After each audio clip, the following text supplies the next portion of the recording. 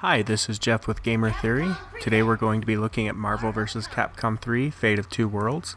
Game was released on February 15th, 2011 in North America on both the Xbox 360 and PlayStation 3 consoles.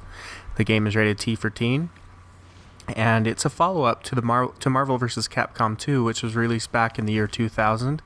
It initially came out in the arcades, and it was quickly ported to the Dreamcast. It also saw releases on the PlayStation 2, Xbox, PlayStation Network, and Xbox Live Arcade.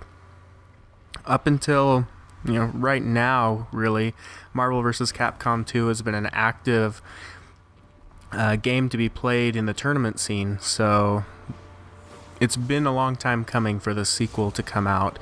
Last year at EVO Championship Series down in Las Vegas, people were able to play Marvel vs. Capcom 3. It got favorable impressions, and just the hype train's really been building since then. So, Marvel vs. Capcom 3 changes the formula up just a little bit, not dramatically, but for those who are not familiar with the Marvel vs. Capcom series, everything that's done is done in a big way. You have just huge combos that the characters are capable of. You have very large special attacks, and a big roster of characters. There's nothing that's done small in the Marvel vs. Capcom series, and it's for the better or for worse for some people, but most people seem to enjoy the really fast-paced play and the flashiness of it, as well as just the wide variety of characters. Just to kind of give a background on how it plays, there's 3 different attack buttons. There's a light attack, medium attack, hard attack, and then also a special.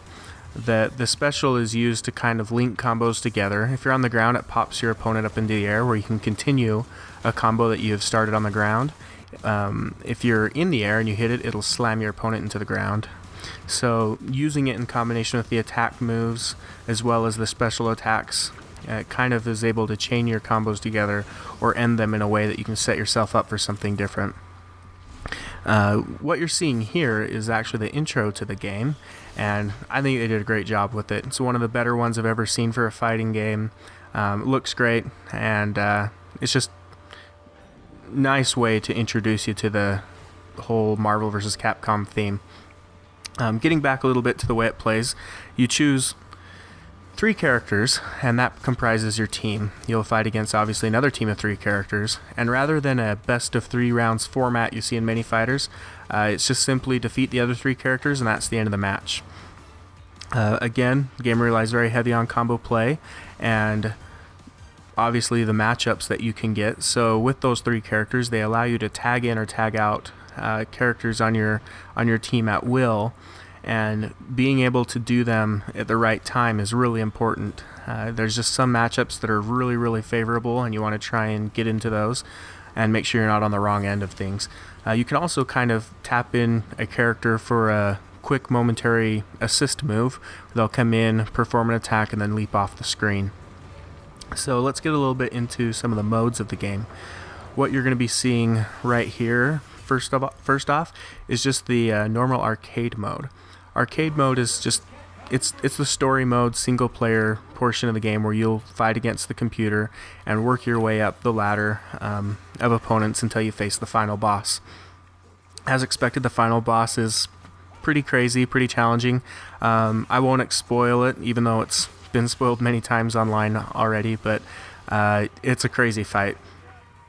So here in this arcade mode, like I said, you're fighting against the computer, but you can leave yourself open to invites from people who want to play online. It's an optional thing that you toggle when you go into the mode. If you leave yourself open, people who are searching for a quick match can match up with you. It'll take you out of arcade mode and into the online mode to play the match, and then when you're done playing that, it brings you back where you were in your progression of arcade mode. It works well. It sure beats sitting there staring at online menus if you're hoping to play online, but don't expect to get through arcade mode if you leave yourself open to invites, because you'll constantly be getting interrupted.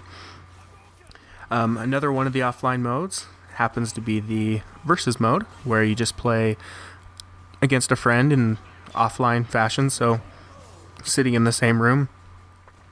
Luckily, there is an online mode as well, since it's not always ideal to try and have a friend over to play with you.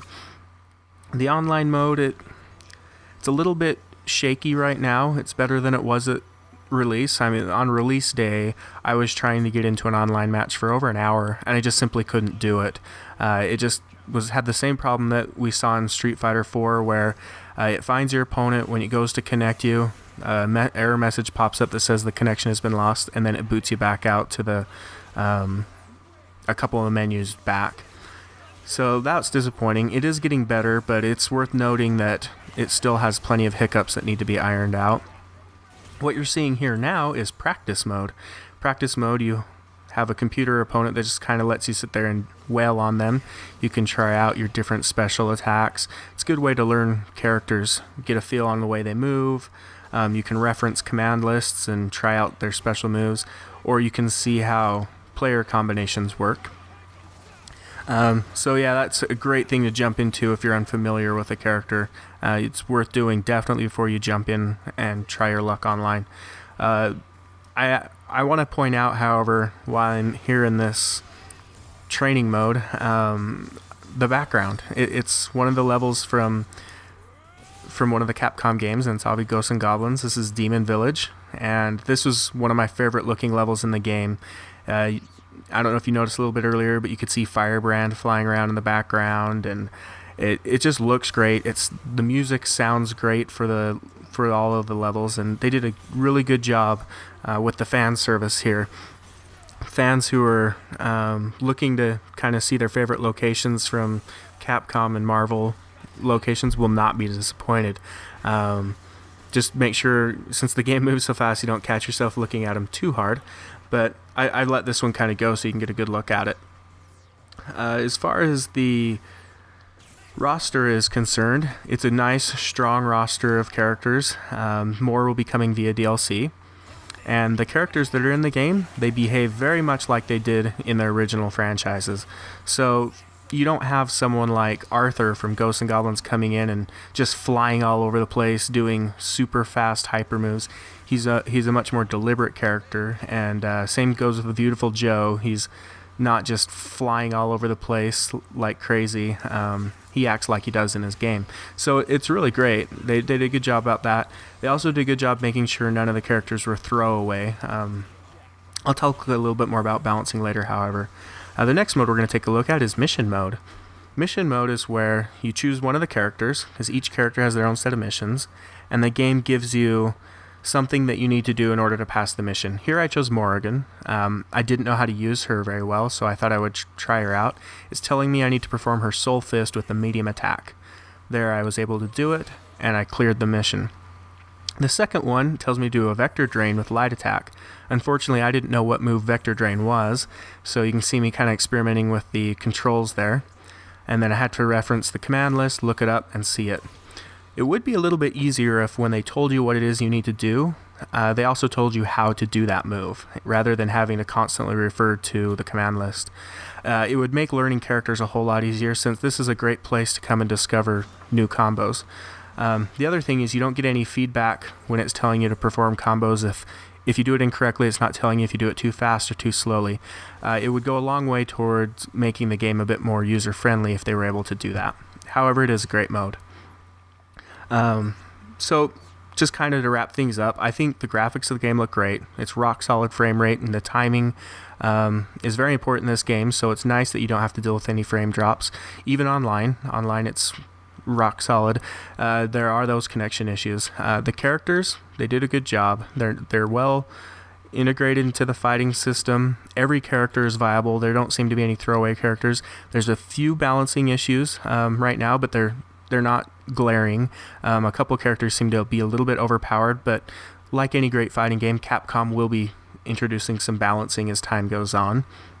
It's great for newcomers who want to kind of jump in and mash around and just see cool things happen, but the game offers a really nice level of depth for people who want to learn the system and get a really rewarding and competitive experience from it online or in the tournament scene.